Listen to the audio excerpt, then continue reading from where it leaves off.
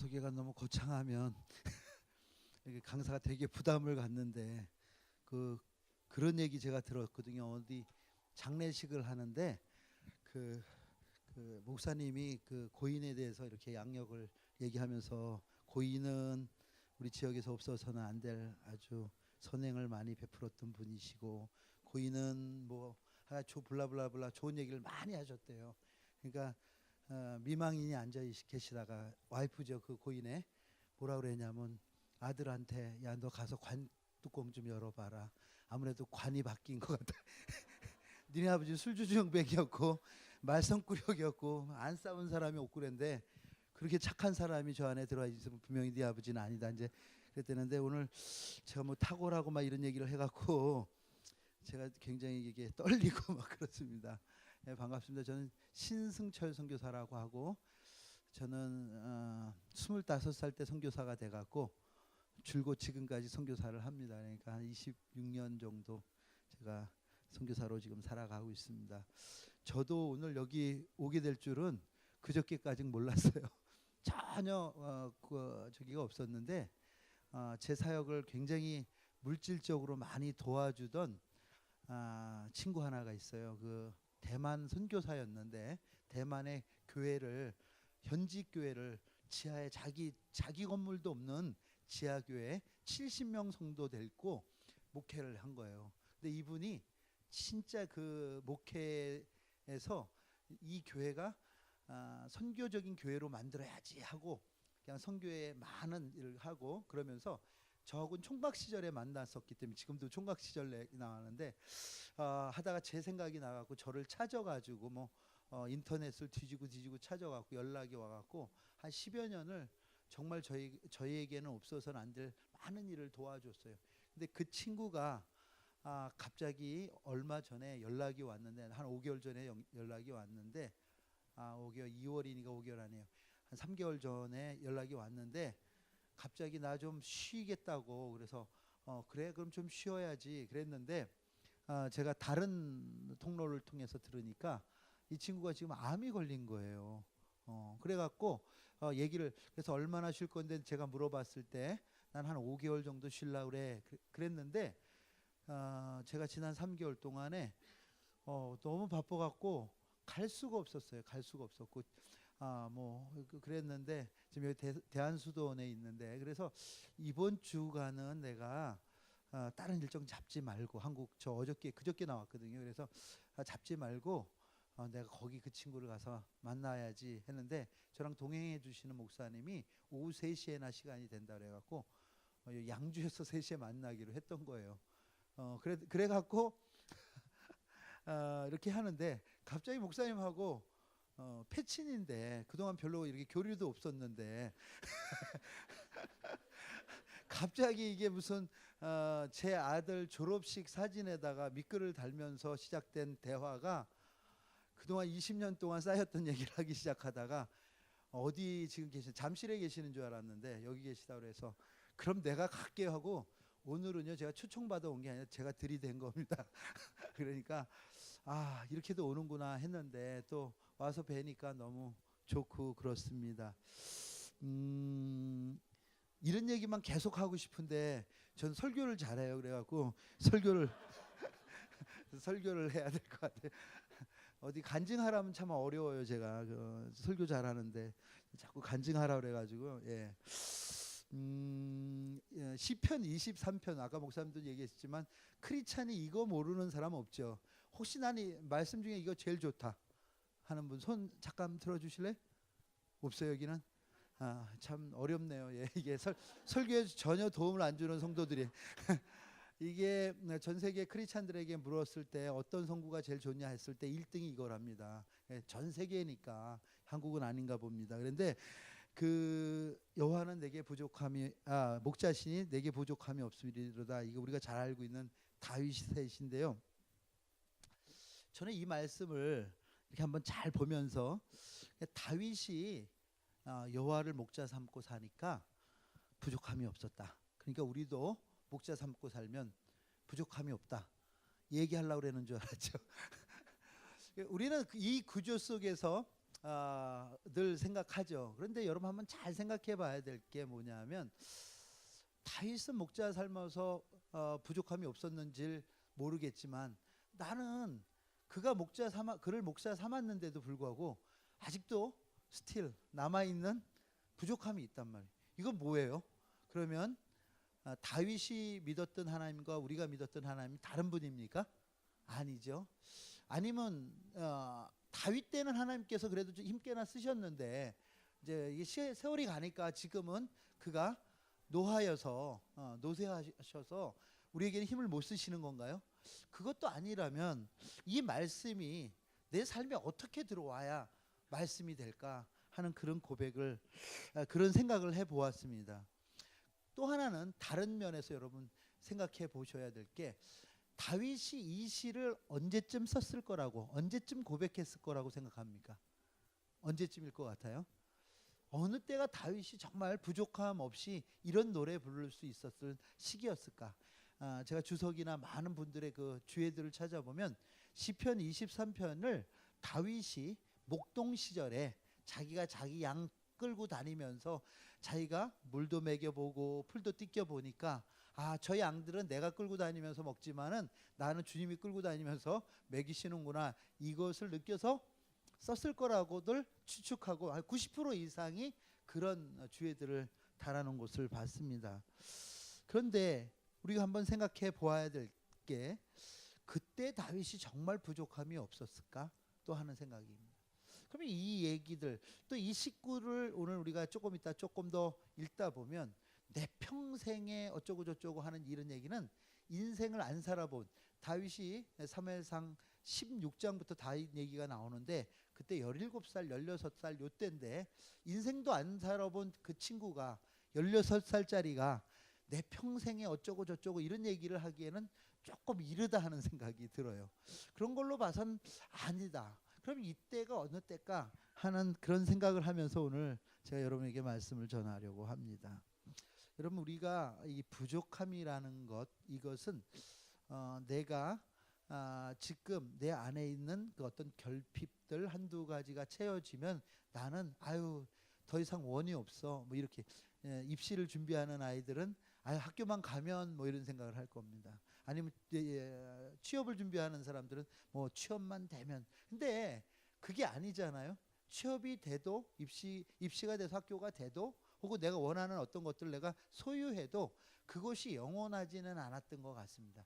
여러분이 사는 지금 이 2018년의 대한민국은 아마 지금으로부터 10년, 20년, 30년 전에 우리 부모님들이 꿈도 못 꿨던 세상을 우리는 살고 있어요. 그렇죠? 물질적으로는 뭐 결핍이라는 것에 대해서 크게, 여러분 최소한 제가 지금 사역하는 곳에는 한 2만 명의 아이들이 하루에 한 끼가 없어서 굶어야 되는 그런 빈곤에 처해 있는 아이들이 있는데 여러분들은 최소한 그거는 아니잖아요.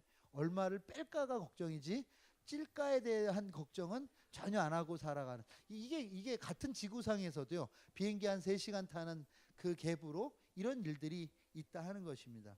그런데도 불구하고 현대인들이 느끼는, 여러분 이런 얘기 들어요. 트라우마란 얘기 아시죠? 우울증 아세요 혹시요? 네. 스트레스 아세요? 여러분 불과 20년 전에는 이런 얘기가 무슨 뜻인지도 우리에게는 몰랐던 얘기란 말이에요. 분명한 거는 20, 30년 전보다 우리가 지금 훨씬 잘 먹고 잘 살고 있는데 문제는 우리에게 있어서 느껴지는 그 결핍과 공허함은 훨씬 더 크다는 거예요. 그럼 이거는 뭘 이야기하느냐? 우리가 한번 생각해 봐야 돼. 그렇다면 우리가 하나님이 우리의 목자 되어 주시고 또 우리가 그의 양으로서 그의 기름 받은 자로서 살아간다는 것이 무엇일까? 나는 여전히 내 안에 그 공고함들이 있는데 이건 무엇일까? 한번 생각해 봅니다. 제가요 다윗 스토리를 가지고 지금 책이 거의 다 탈고가 된 게 하나가 있는데 뭐냐면 신앙의 기준이라는 책입니다. 조만간 나오면 하나 사주시기 바랍니다. 목사님 필독서 해주세요. 여러분 어떤 것을 잴 때 여러분 이게 길어요 짧아요? 커요 작아요?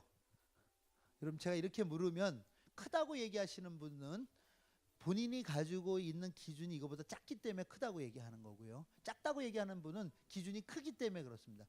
제가 신앙생활을 하면서 왜 신앙이 어려울까 생각해 봤더니 기준이 없더라는 거예요. 기준이. 그러니까 늘 자기가 하나님을 만났던, 자기가 경험했던 그 아주 주관적인 그것을 자꾸 객관화시켜서 이야기하면서 신앙은 이런 거야 하니까, 어떤 방언의 은사 받은 분들은 방언이 뭐 금식을 뭐 여러 가지가 있잖아요. 예배 뭐 그러다 보니까 신앙에 대한 기준이 없다 보니까 우리가 지금 잘 가고 있는지 안 가고 있는지에 대한 그걸 잘 모르겠더라고요. 그래서 제가 성경을 읽다가 북부 독일의 유학생들 수련회 제가 강사로 가게 됐는데, 그때 이 얘기를 좀 했어요. 제가 우리가 기준이 없으니까 그런데, 그럼 이 성경 가운데서 그 기준을 찾을 수 있다면 누굴 찾을까 생각해 보니까요, 예수님 다음으로 성경에 많이 기록되어 있는 이름이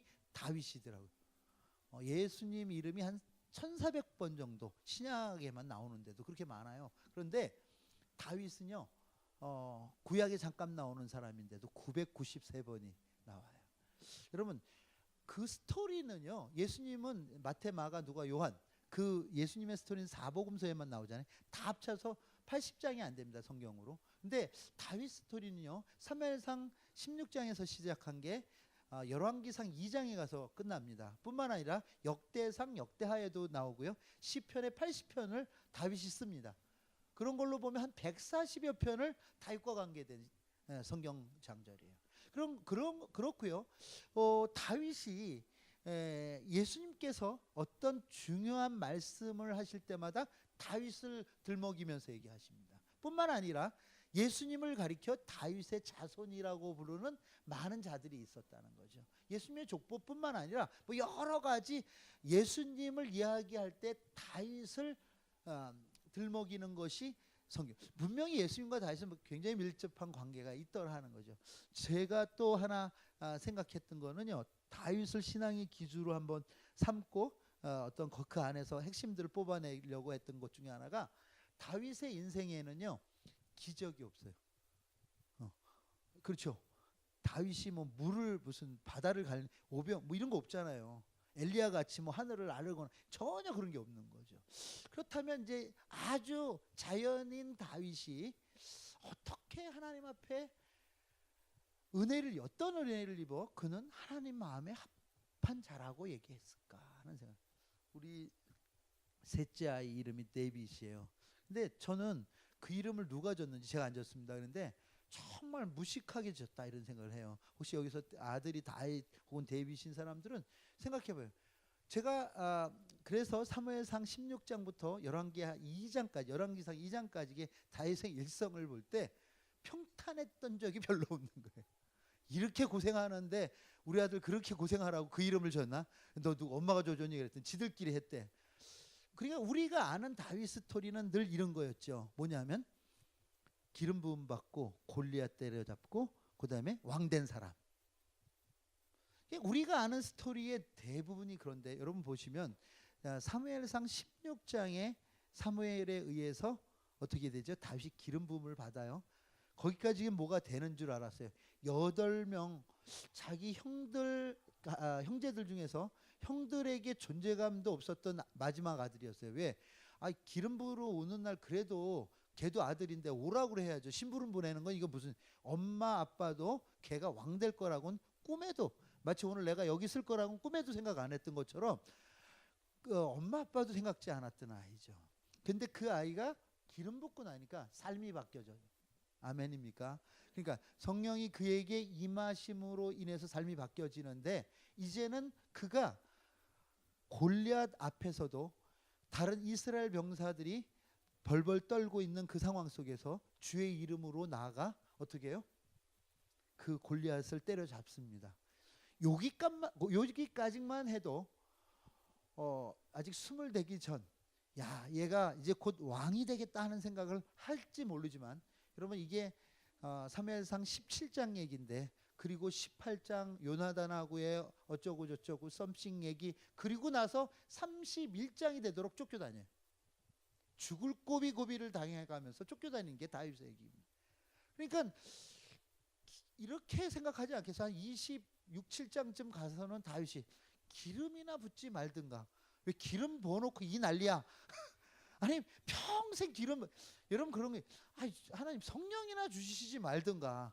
여러분들이 성령 체험하고 하나님을 주로 믿고 하나님이 아버지 되심을 고백하고 그때 하나님께서 여러분 가운데 역사하시고 할 때는 뭔가 되는 것 같았는데, 우리는 마치 다윗이 도망다니듯이 굉장히 오랜 시간, 이 기름 부음이라는 게 의미하는 것은 그냥 기름 바르는 게 아니잖아요. 후라이 하려고.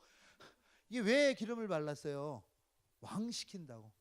2번씩 기회가 분명히 있었습니다. 죽이면 왕 되는 거예요. 그런데도 다윗은 죽이지 않았습니다. 하나님이 하시기를 기다렸죠. 그런데 여러분, 그런 기다림 속에서도 조짐이 보이지 않는 거예요. 오래 기다렸는데 조짐이 보이지 않는 거예요. 이 조짐이 보이지 않다 보니까 다윗도 불편했을지 모릅니다. 그게 다윗의 일생이에요.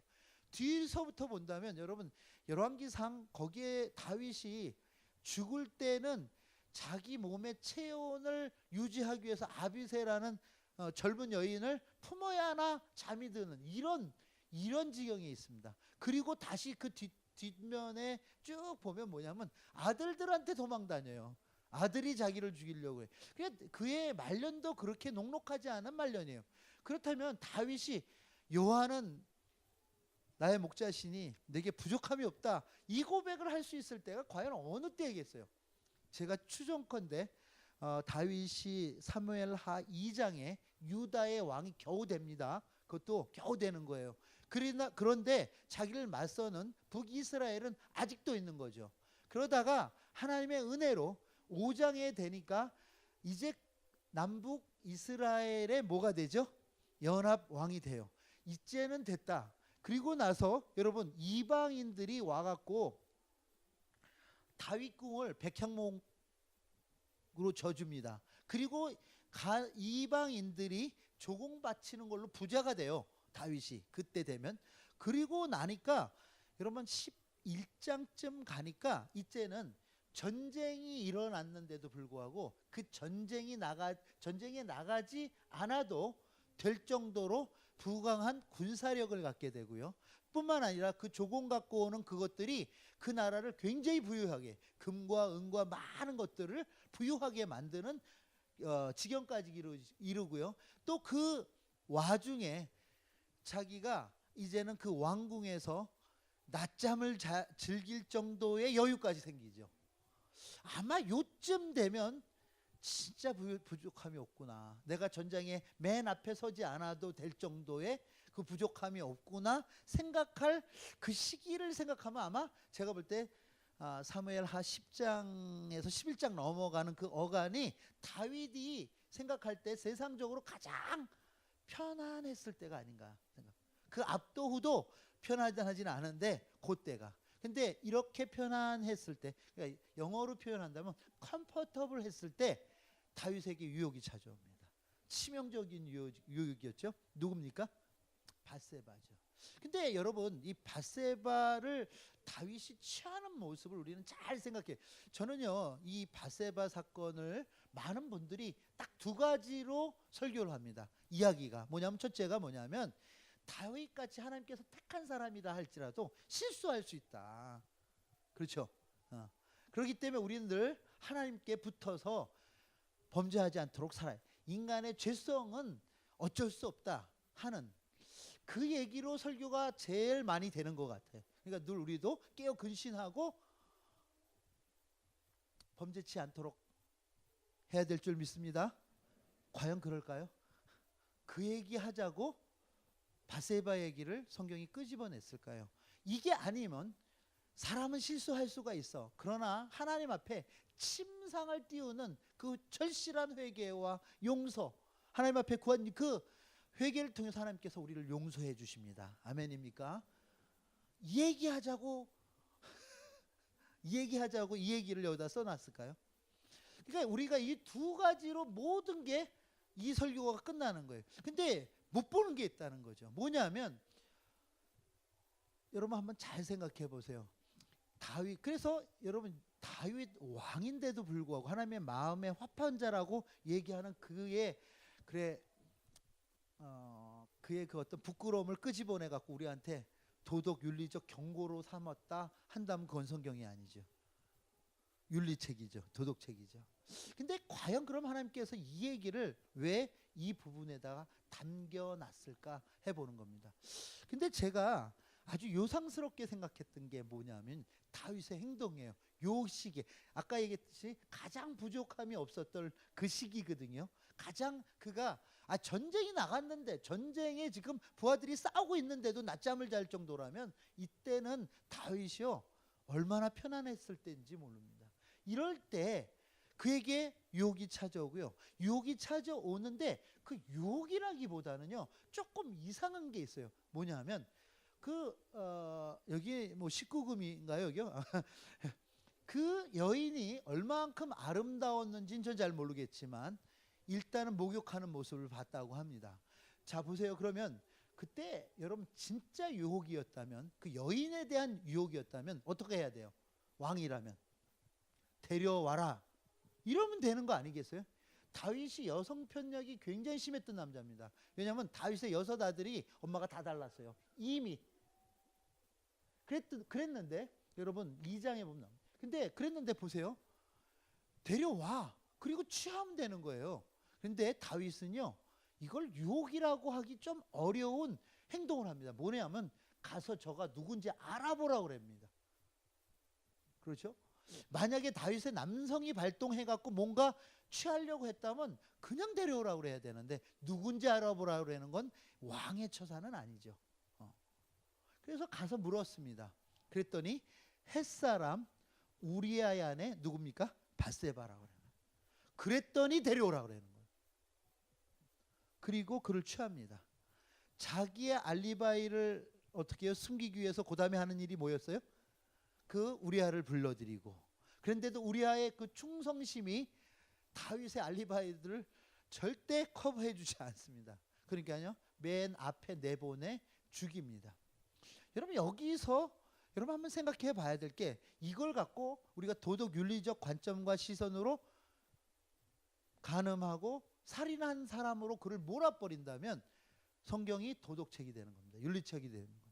근데 하나님은요 이 이야기를 계속 끌어감에 있어서 우리가 이해하지 못하는 한 가지를 또 남기시는데 뭐냐 하면 나단을 보내시죠. 그렇죠?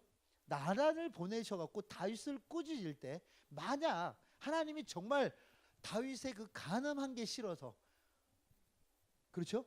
혹은 살인한 게 싫어서 그랬다면 너 왜 그런 짓 했냐고 했을 텐데, 여러분 나단이 다윗에게 한 이야기, 그 12장입니다. 여러분 머릿속에서 다 읽혀지고 있죠 지금? 예, 예. 이상하게 쳐다보지 마세요. 12장에 나단이 다윗 앞에 나서서 한 이야기는 무엇이냐면 살인의 얘기도 아니었고 간음의 얘기도 아니었어요. 무슨 얘기냐면 한 성에 2 사람 사는 얘기였어요. 한 성에 2 사람 사는데 한 사람은 부자고 한 사람은 가난했어. 근데 부자가 손님이 왔는데 가난한 사람의 양을 빼앗아서 그 손을 대접했대. 그럼 여러분 이거 간음입니까? 이게 살인입니까? 살 양이죠. 양이 죽었으니까. 근데 이거는 아무 관계가 없는 얘기를 합니다. 그렇죠? 이것을 굳이 죄명으로 얘기하라고 한다면 가진 놈이 갖지 않은 사람의 것까지 뺏트는 탐심 정도라고 얘기할 수 있습니다. 그렇죠?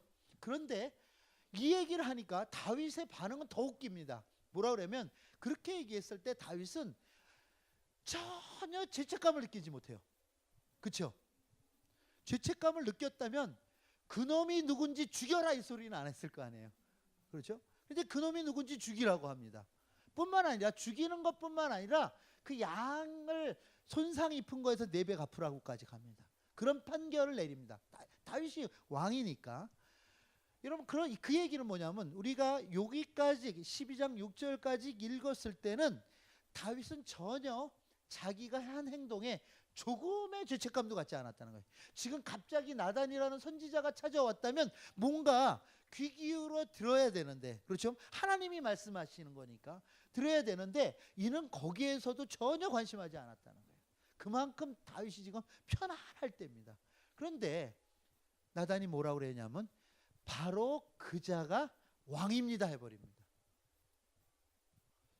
여러분, 제가 여러분께 오늘 드리고자 하는 이야기가 여기서부터 시작입니다. 여러분, 많이 30분이나 해놓고 또 이제 뭘 더 하겠다 이런 형편없는 여러분, 한번 나단이 다윗에게 했던 한 성의 두 사람 이야기가 의미하는 게 뭔지 여러분 이해하십니까? 그게 탐심이었다면 하나님께서 왜 그 탐심을 다윗에게 지적하셨는지에 대해서 그 다음 구절들이 얘기합니다. 여러분 성경 가지고 계신 분들만 사무엘상 12장 7절을 읽습니다. 7절과 8절을 저랑 같이 한번 읽어보겠습니다. 시작. 아무도 안 가지고 계시군요. 제가 읽겠습니다. 찾으셨나요? 예. 그러면 찾으셨어요? 사무엘상 7장 죄송합니다. 12장 7절입니다. 다 같이 읽습니다. 시작. 나단이 다윗에게 이르되 당신이 그 사람이라. 이스라엘의 하나님 여호와께서 이와 같이 이르기를 내가 너를 이스라엘의 왕으로 기름 붓기 위하여 너를 사울의 손에서 구하였고. 그러니까 여러분 보세요. 지금 요 얘기가 앞에 나오는 한 성의 두 사람에 대한 구체적인 부연되는 말씀이에요. 그러니까 다윗에게 얘기했다는 거예요. 내가 너를 왕을 삼기 위해서 기름 부었다고 얘기합니다. 하나님께서 우리를 왕 같은 제사장으로 왕 삼기 위해서 우리에게 기름 부어 주셨는 줄 믿습니다. 아멘. 이제는 해도 됩니다. 아멘입니다. 아멘. 뿐만 아니라 사울의 손에서 구원하셨고, 하나님께서 우리를 하나님의 자녀 삼기 위해서 악한 죄와 사망으로부터 구원해 주셨는 줄 믿습니다. 아멘. 이 얘기를 하는 거예요 지금. 그 다음에 뭐라고 그러냐면 내 주인의 집을 주었고. 지금 이게 하나님이 다윗을 위해서 하신 일. 여러분들에게도 하나님께서 하나님 아버지의 집을 주시는 줄 믿습니다. 집을 주었고, 그 다음 얘기가 뭐냐면 내 주인의 철을 내 품에 두었고. 여러분 요 얘기를 딱 읽었을 때 여러분들이 깨달아야 될 것 하나는 뭐냐면, 최소한 지금 하나님께서 주인의 철을 그 품에 두었던 하나님께서 종의 철을 품었다고 화나신 건 아니라는 걸 알아요. 아멘입니까? 네. 그렇죠. 주인의 철을 품게 하신 하나님께서 지금 이방 사람 햇사람 아내인 우리아를 품었다고 지금 화내시는 게 아니라는 얘기예요. 우리는 늘 이건 줄 알았어요. 근데 이게 아니라고 얘기하시는. 뿐만 아니라 이스라엘과 유다를 내게 맡겼다고까지 얘기했어요. 하나님의 나라를 내게 맡겼다고 얘기했어요. 그런데 요 다음 얘기가 제가 사실은 시편을 읽다가 일로 온 게 아니라 이 말씀을 묵상하다가 시편으로 갔던 거예요. 그 다음 말씀이 제 마음을 콱 치는데 제가 한동안 멈칫하고요. 움직일 수가 없었어요. 그 다음 얘기가 더 우리를 놀라게 합니다. 뭐라고 얘기하냐면 만일 그게 부족했더라면, 여기에서 부족함이 나오는, 만일 그게 부족하더라면 이것 저것도 더 주었으려니와. 아멘입니까? 이것 저것도 더 주었으려니와. 지금 하나님은 다윗이 저지른 간음이나 살인에 대한 어떤 도덕 윤리적인 그런 것을 가지고 지적하시는 게 아니었어요.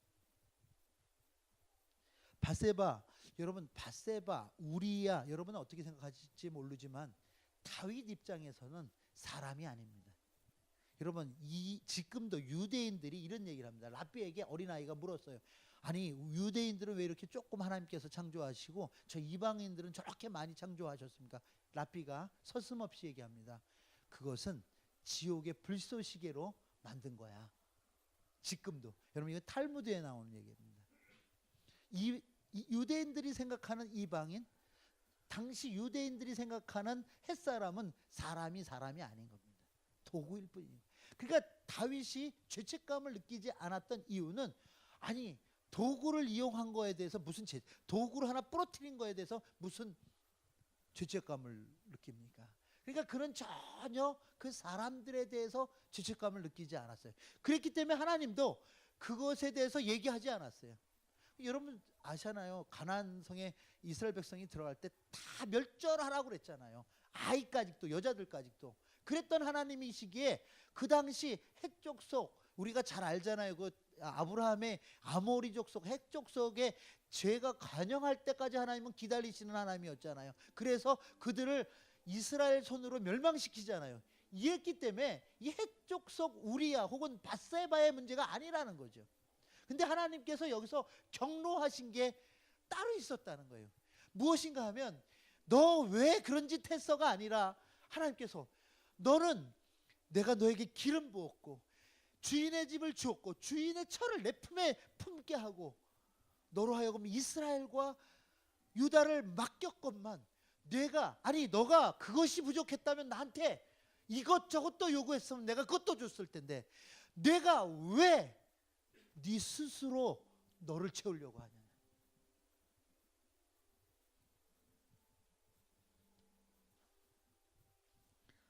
하나님께서는 이 문제를 가지고 우리아와 혹은 밧세바와 다윗의 그 관계 속에서의 어떤 그들 간의 그 얘기를 지적하는 게 아닙니다. 이거는 하나님과 다윗과의 관계를 지적하는 거예요. 여러분 다윗을 골리앗하고 비교하면 안 돼요. 다윗을 사울하고 비교하면 안 돼요. 다윗을 다른 어떤 솔로몬하고 비교하면 돼요. 다윗을 다윗으로 비교해야 되네. 다윗이 하나님과 관계했을 때 그의 삶과 하나님 아닌 자기 육신의 힘으로 살아가려고 했을 때, 자기 이름으로 살아가려고 했을 때를 비교해야 된다. 하나님은 지금 얘기하시는 게 이거예요. 왜 네가 네 스스로, 네 힘으로, 네 능력으로 너를 채우려고 했냐. 그 얘기를 사무엘상 12장 9절 10절에 계속하십니다. 그런데 어찌하여, 보세요. 지금 다윗이 범죄한 것은요, 우리아에게 밧세바에게 범죄한 게 아닙니다. 뭐라고 얘기하냐면, 그런데 어찌하여 내가 여호와의 말씀을 업신여기고, 이렇게. 그러니까 지금 다윗이 진 죄는 하나님의 말씀을 업신여겼다. 여기서 두 번 얘기합니다. 업신여겼다는 얘기를. 나 보기에 악을 행하였느냐. 여러분 이게 신앙이라는 거예요. 이게 죄의 근본이라는 거예요. 우리는 많은 경우에 우리가 한 행위가 도덕적이냐 윤리적이냐를 가지고 따집니다. 교회 안에도 그게 팽배해 있습니다. 우리 종교는 도덕 윤리 종교가 아닌 줄을 여러분 믿으시길 바랍니다. 우리 종교는 생명의 종교인 것을 여러분 믿으시길 바랍니다. 우리가 얼만큼 근사하게 세상 사람의 박수 받아가면서 사느냐의 문제가 아니에요. 예수님 족보를 보세요. 거기에 박수 받을 사람이 몇이나 있는지요. 그런 얘기를 하는 게 아니라 우리는 하나님으로 인해서 살아가는 종교인 줄을 여러분 믿으시기를 바랍니다. 저는요 타 종교인들만 하면 너무 프라우드해져요. 그러니까 제가 선교사로 사는 것 같아요. 제가요 타 종교, 특별히 뭐 불교인들, 여러분 세상의 모든 종교의 신은요 인간의 손해수교와 섬김을 요구합니다. 인간의 희생을 요구합니다. 그렇죠? 근데 전 세계 유일하게 우리가 믿는 하나님만 그 손으로 제자의 발을 닦아주시는 그런 종교예요. 그 손으로 우리를 섬겨주시는 종교예요. 세상에 이런 종교 있어요? 이런 신이 있으면 난 그 신을 믿겠어요. 근데 없어요. 주님밖에는요. 자기를 희생해서 우리를 섬겨주시는 종교가 기독교밖에 없단 말이에요. 여러분 이게 우리의 아이덴티티인 거예요. 세상에 많은 신들은 여러분 믿는 자들의 희생을 요구한다니까요. 여러분들의 수고를 요구한다니까요. 근데 우리 하나님은 그 수고를 요구하지 않으신다는 거예요. 그 수고를 친히 담당하신단 말이에요. 내가 섬김을 받으러 온 게 아니라 섬기러 왔다 얘기하셨어요. 제자들의 발을 씻겼어요. 섬김뿐만 아니라 희생하셨어요. 여러분, 인간의 인문주의가 어디서 시작되는 줄 알아요? 아리스토텔레스나 아니면 소크라테스나 플라톤이나 이런 사람들이, 여러분 그리스 사람 아닙니까? 그리스 신전, 여러분 그리스에는요 인구보다 더 많은 신을 섬겼어요. 그리스 시내가 한 번도 맑은 하늘을 볼 수 없었다고 합니다. 그 시절에. 왜냐하면 그 신들에게 드리는 그 제사, 희생의 제물로 그 연기가 그리스 시내를 다 메워놨기 때문에 볼 수가 없어요. 우리가 다 잘 아는 그 프레타논 신전 같은 거 보세요. 그 어마어마한 그 건물이 여러분 지금부터 2500년 전에 세워져 있었어요. 여러분 근데 인문학이 어디서 생기는 줄 알아요? 그 아래에 있는, 그 신전 아래에 있는 사람을 보고 아리스토텔레스 이런 의문을 하는 거예요. 저 신전 아래에 있는 인간들이 행복할까? 행복하지 않다는 거예요. 인간의 행복에 대해서 추구하다가 나온 게 인문학이에요. 신들을 섬겼는데 정작 섬기는 그 인간들은 행복하지 않다, 이런 얘기예요. 여러분 그런데 여러분 우리는 어떠냐 하는 거죠. 우리는 우리의 손의 수고와 우리의 희생으로 그분이 높아지는 것이 아니라 그분이 우리를 우리를 위해서 희생하시고요, 그가 채찍에 맞음으로 우리가 나음을 입었는 줄 믿습니다. 그가 질고를 당하심으로 우리가 자유케 되는 줄 믿습니다. 여러분 이런 종교가 있냐고요. 여러분 이게 우리가 믿는 신앙. 지금 그러니까 하나님께서는 다윗에게 이야기하시는 게 무엇인가 하면 이런 거예요. 왜 네가 이것저것도 원했다면, 다시 바꿔 얘기한다면 밧세바도 네가 원했으면 내가 줬을 텐데, 근데 이제 왜 이거를 밧세바를 달라는 얘기를 하나님 앞에 안 했을까 생각해 본데, 이제는 아까 얘기했듯이 먹고 살만한 거죠. 전쟁에 나가지 않아도 될 만큼 군사력도 있죠. 내 주의가, 내가 가지고 있는 힘이 얼마든지 누구도 오라 하면 오고 가라 하면 갈 수 있는 그런 권력도 생겼죠. 더 이상 하나님이 필요 없었다는 거예요. 이것을 하나님은 탐심이라 얘기하시고 이것을 우상숭배로 보시며 가장 싫어하는, 네 자신이 신이 되어서 살아가는 그 다윗을 징계하시는 거예요. 자기 자신. 제가요 저희 아이들하고 제가 함께, 그러니까 저희 가정이 함께 팀으로 나가서 사역한 건 20년 됐습니다. 98년도 2월에 나갔습니다. 우리 최성열 목사님이 그때 저 경주 계실 텐데 그 교회에서 저희를 파송해 줬어요.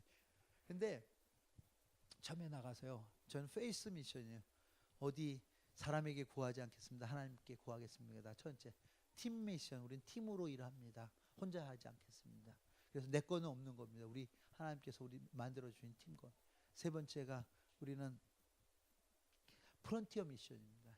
남이 밟지 않는 땅, 남이 하지 않는 일들을 하겠다 하는 게 저희 정신이었어요. 세 가지 정신이었는데, 그러다 보니까 처음에 나가고, 여러분 아시다시피 97, 98, 99는 IMF 피리어드잖아요.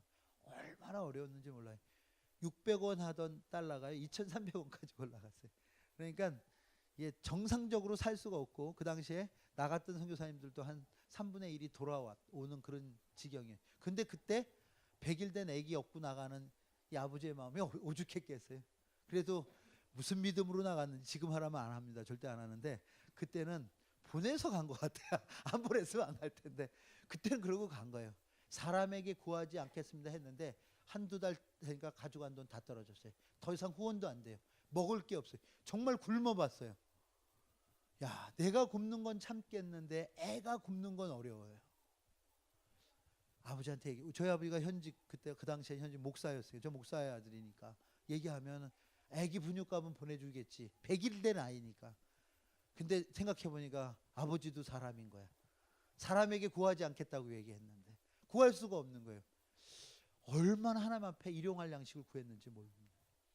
그럴 땐 그래도 굶는 건 참겠는데 애가 아프면은요 더 힘들어요. 그렇게 또 왜 잔병 치레를 많이 하는지 계속 아팠던 것 같아요. 한 1년 이상을. 그럴 때마다 병원 갈 돈이 없잖아요. 어른들 먹을 것도 없는데 병원 갈 돈이 없잖아요. 그런 훈련을 한 2년 한 것 같아요. 그런데 그러니까 할 수가 없으니까 어떻게 하냐면 기도를 합니다. 할 수 없어서 한 거예요. 믿음 좋아서 한 거 아니라. 하나님, 이런 기도 전 제일 많이 했어요. 하나님의 때가 돼서 이 아이를 불러가시는 거에 대한 no problem입니다. 얼마든지 제가 내어드립니다. 그런데 부모의 무지로만 이 아이를 죽이지 말아달라고. 이게 제가 제일 많이 했던 기도입니다. 부모의 무지로 아이가 죽었다면 너무 슬프잖아요. 서로가. 그러니까 그것만 아니기를 바라고 기도했어요. 그럴 때마다 그 아이가 났어요.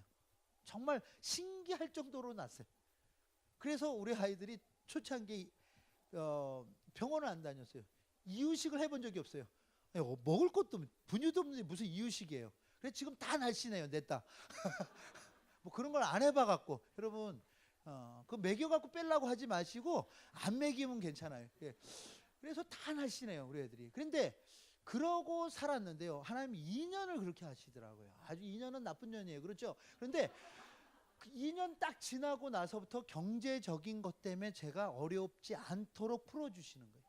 그래서 사역이 너무 신나는 거예요. 그리고 6년쯤 지나가니까요. 어떠니 이제 그때 우리 애들이 셋이 태어났는데 그 사이에 제가요 말이 바뀌더라고요.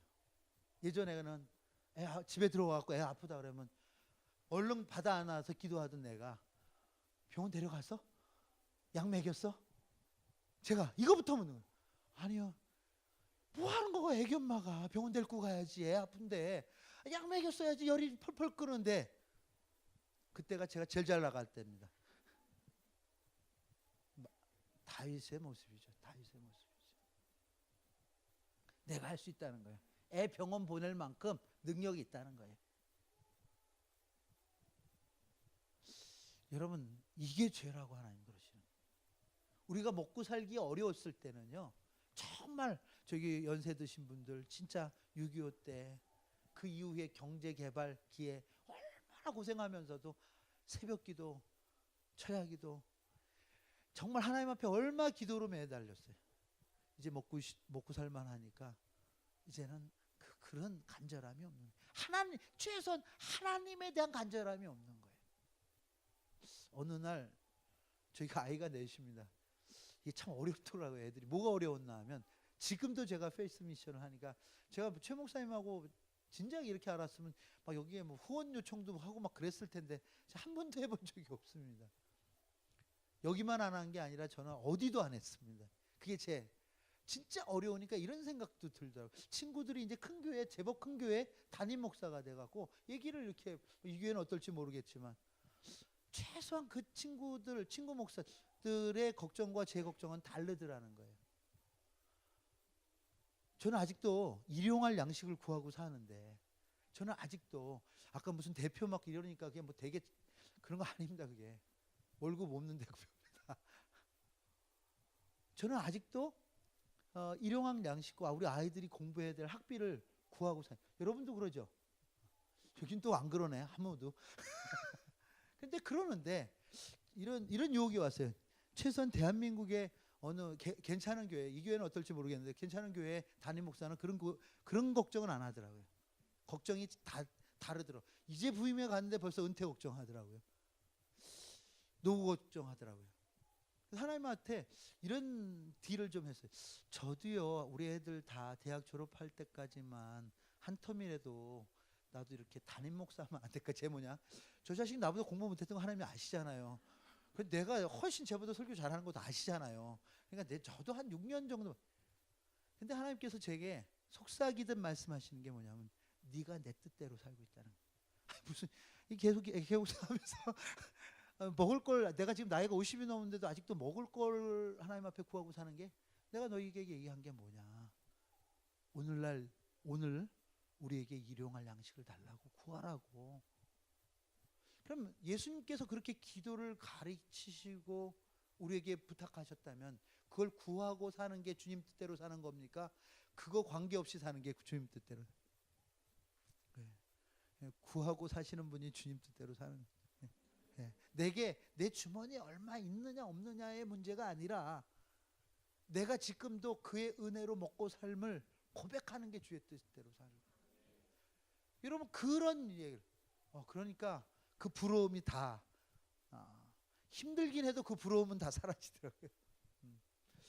여러분 저는 이 다윗 이야기를 생각하면서 우리가 성경을 너무 도덕적 윤리적으로만 봤구나 하는 생각을 했어요.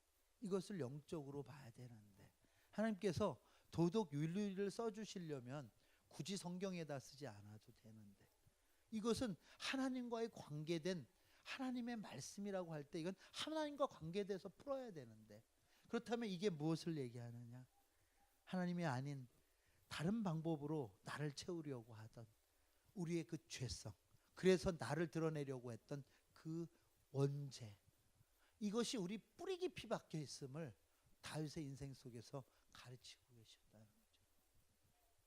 그것을 하나님께서는 제거하시고 다시 그 이후로도 아주 고생하면서 주님밖에 없습니다를 고백하고 살게 그 이후에도 이 고백, 이 일 있고도 이 고백 이후에도 그렇게 사는 그 다윗의 모습을 보면서 그는 끝까지 주님 아니면 대책이 없었던 사람이구나 하고 그 인생을 끝나게 하는 그 모습을 봅니다. 여러분 내가 예수 믿으면 골리앗 때려잡고 바로 왕 돼서 천하를 호령할 것 같이 우리는 생각하고 예수 믿었는지 모릅니다. 그런데 하나님께서 이 땅 가운데 우리에게 요구하시는 것은 그런 게 아니었더라는 거죠. 주님 아니면 살 수 없는 자로 우리를 훈련시켜서 그 주님의 나라에 들여보내시는 게 주님의 뜻인 줄을 여러분 믿으시길 바랍니다. 여러분 그 졸업학점 따면 가는 거예요. 아직도 우리는 훈련 중에 있는 거예요. 훈련 중에 있는. 내가 주님 아닌 다른 것으로 살 수 있다고 생각하는 것, 여러분 이게 죄라는 거예요. 여러분 이것이 오늘 우리 가운데에서 제하여지기를 주의 이름으로 축원을 드립니다. 결국은 내가 나를 살게 하는 것은 내가 우상이 되는 삶이죠. 그러나 하나님의 사람은 따라합니다. 하나님을 상대하는 사람입니다. 그냥 너와 나의 문제가 아니라 여러분 세상 사람들은 이런 생각을 해요. 하나님 얘기를 만나겠는데 제가 나를 뭘 도와줄까? 혹은 조금 낫다는 사람들이 오늘 내가 저에게 어떤 도움을 필요로 할까? 이걸 생각해요. 여러분 예수 믿는 사람이 이게 다 둘 다 아니에요. 우리의 만남은 그런 만남이 아니라 오늘 왜 여러분 담임 목사님이 오늘 저를 소개하시면서 오늘 왜 저 사람을 우리 가운데 보내셨을까? 우리를 통해서 하나님께서 하고자 하시는 일이 무엇인가를 생각하는 거예요. 그게 크리스천이에요. 다른 말로 표현하면 영어로 표현 비디너스, 너와 나 사이에 누가 계시다? 하나님이 계셔. 옆 사람한테 얘기해 줘요. 당신과 나 사이에 하나님이 계십니다. 아멘.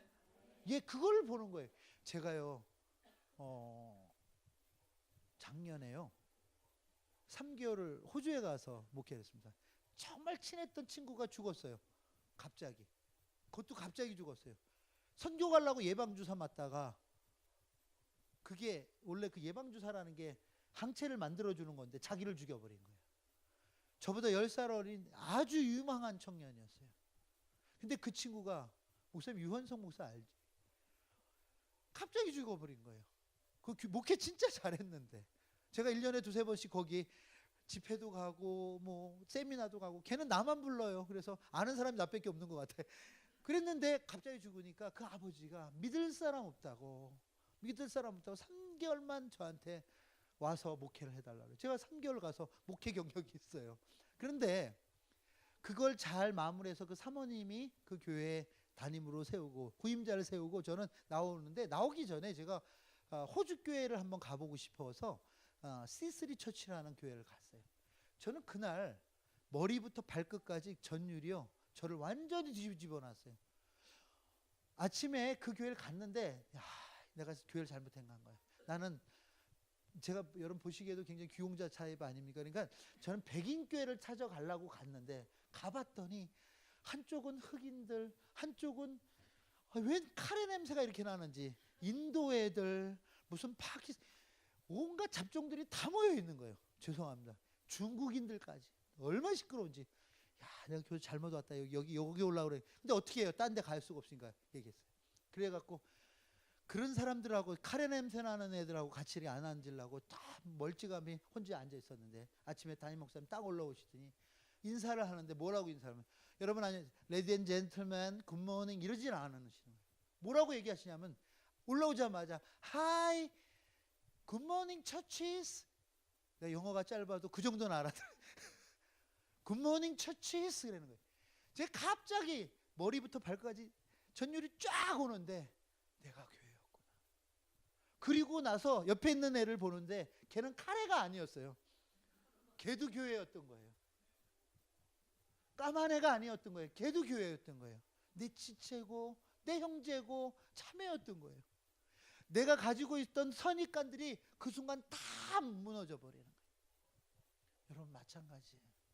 교회 안에 있는 그 선입관, 우리가 저 사람을 생각하는 이런 것들은 우리가 교회라는 것을 잊어먹기 때문에 저를 따라 교회만 다니지 말고 교회가 되자. 내가 교회인 줄 믿으시기를 바랍니다. 그 처치는 그 처치 맞아 이거? 그 교회는 그 거기에 있는 게 아니라 우리 안에 있는 줄 믿습니다. 우리가 교회인 줄 믿습니다. 여러분 이것이 우리 가운데서 회복될 때 우리는 그 하나님을 상대하듯이 나와 저 사이에 하나님 계시기 때문에 하나님을 바라보며 저를 보는 거죠. 여러분 만약에 요셉이 형들만 바라봤다면 형 나 죽이려고 그랬지 그 원수 갖고 말았을 겁니다. 근데 요셉은 형들을 보는 게 아니에요. 형들과 나 사이에 역사하신 하나님을 보기 때문에 창세기 45장 당신들보다 하나님께서 나를 이곳에 먼저 부르셔서 우리 민족의 생명을 구원하시려고 해요. 50장에서 또 벌벌 떠는 형님들 앞에서 뭐라 그럽니까? 뭐라고 얘기해요? 내가 어찌 하나님을 대신하리까? 하나님께서 우리 민족을 위해서 당신들보다 나를 먼저 당신과 당신의 아들 자손까지 내가 다 책임지겠다고 했어요.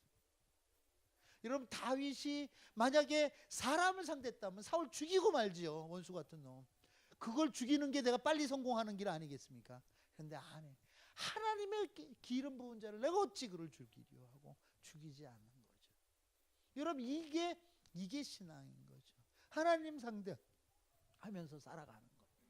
여러분 그게 신앙인 거죠. 내가 부하면 그 부한 것이 하나님을 섬기는 도구가 되지 않는다면 그 부함이 무슨 소용이 있겠습니까? 내 건강 나는 진짜 목욕탕 갈 때마다 등판이 도와진 줄 아는 그 형님들 거기다 그림도 그리고 다니는 형님들 볼 때마다 저분이 건강하지만 않았어도 저러시진 않을 텐데 하는 생각. 우리가 많은 것을 가졌다? 그것이 하나님 의지하는 일을 가로막는다면 여러분 그게 불평합니다. 제가 오늘 책을 읽는데 그 책에 이런 글귀가 있어요.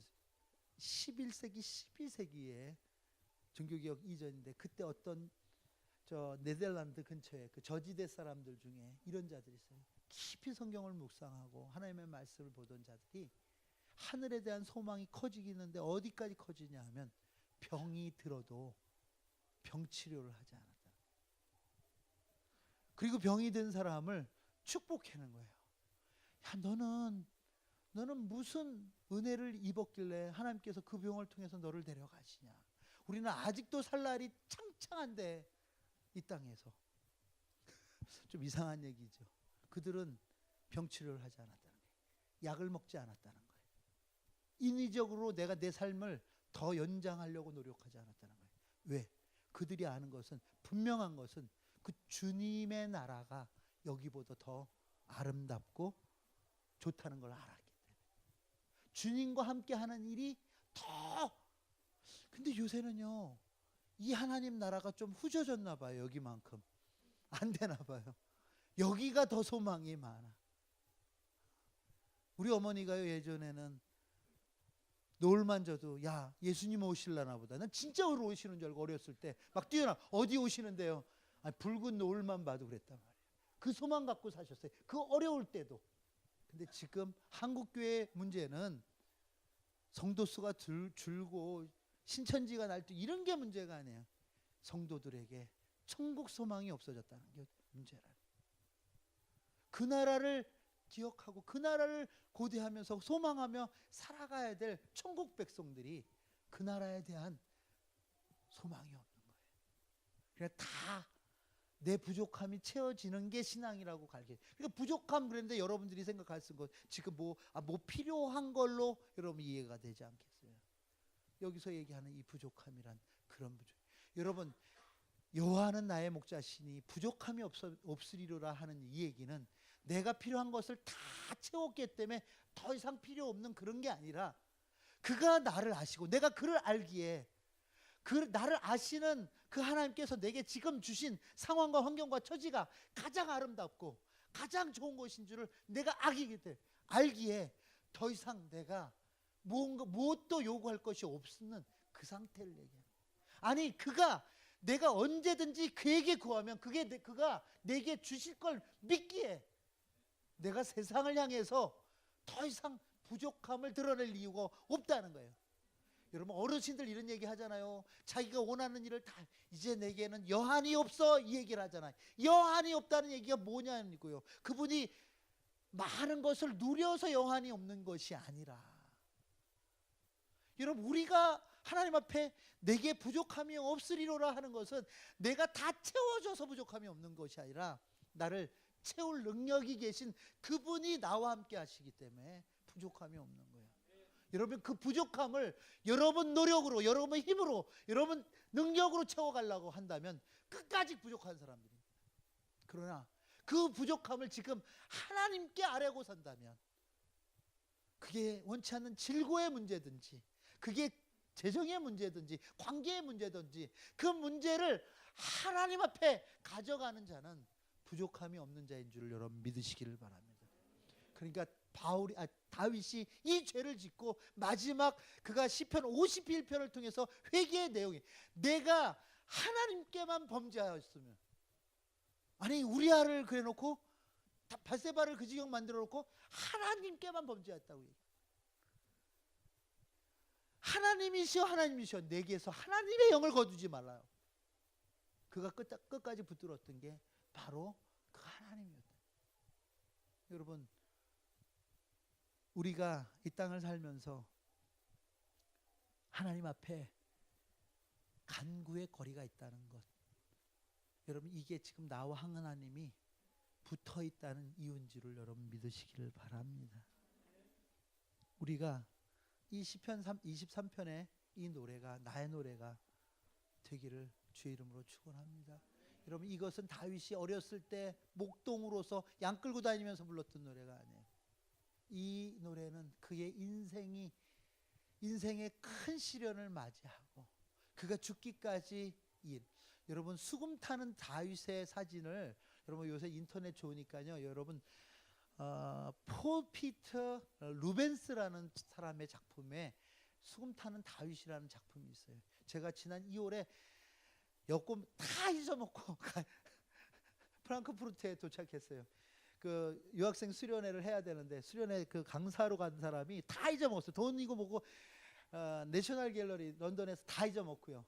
그리고 그거 어떻게 해요 이게 겨우 여권 하나 들고 갔는데 그랬으면 더시는 미술관을 가지 말아야 되는데 제가 또 미술관을 찾아요. 루벤스 특별전을 갔어요. 근데 제가 거기서 본 그림 하나가 저는 늘 생각이 다 수금 타는 다윗은 어린 다윗을 생각했는데 여러분 백발이 흰 다윗이 왕의 도포를 입고 수금을 들고 하늘을 우러러 찬양하는 그 그림이 있더라고요. 보면서 바로 이거야. 이때 여호와는 나의 목자시니 내가 부족함이 없음을 노래한 거야. 그리고 다시 23편을 보는데 여러분 한번 들어보시기 바랍니다. 그가 나를 푸른 풀밭에 누이시며 쉴만한 물가로 인도하시고도 내 영혼을 소생시키고 그렇죠. 그렇게 내가 살겠다고 했던 그 영혼을 소생시키시고 자기 이름을 위하여 의의 길로 인도하시는 내가 사망의 엄침한 골짜기로 다닐지라도 그렇죠. 내가 죽이고 살인하고 간음하는 그런 사망의 엄침한 골짜기를 다닐 때도 이제는 내가 해가 두렵지 않은 것은 주께서 나와 함께 해주셨다는 거예요. 쥐와 지팡이와 막대기가 여러분 이거 징계 얘기하는 거예요. 나를 치셔서 날 사람 만들어 갔더라는 거죠. 주께서 내 원수의 목적에서 상을 차려주시고 기름을 내 머리에 부어주시니 내 잔이 넘치나니 내 평생의 선하심과 인자하심 반드시 나를 따르리니 내가 여호와의 집에 거하리로다. 여러분 이것이 저와 나의 여러분들의 신앙의 고백이 되기를 주의 이름으로 축원합니다. 다 같이 기도합니다. 오늘 기도할 때요 목사님 나오실 때까지 여러분이 이 말씀 떠올리면서 그렇습니다. 하나님 내가 내 힘으로 내 능력으로 살려고 했던 그런 나의 모습이 있었다면 용서하여 주시고 이제는 주님 주시는 은혜로만 살겠습니다. 말씀 생각하면서 우리 다 같이 기도하겠습니다. 기도합니다.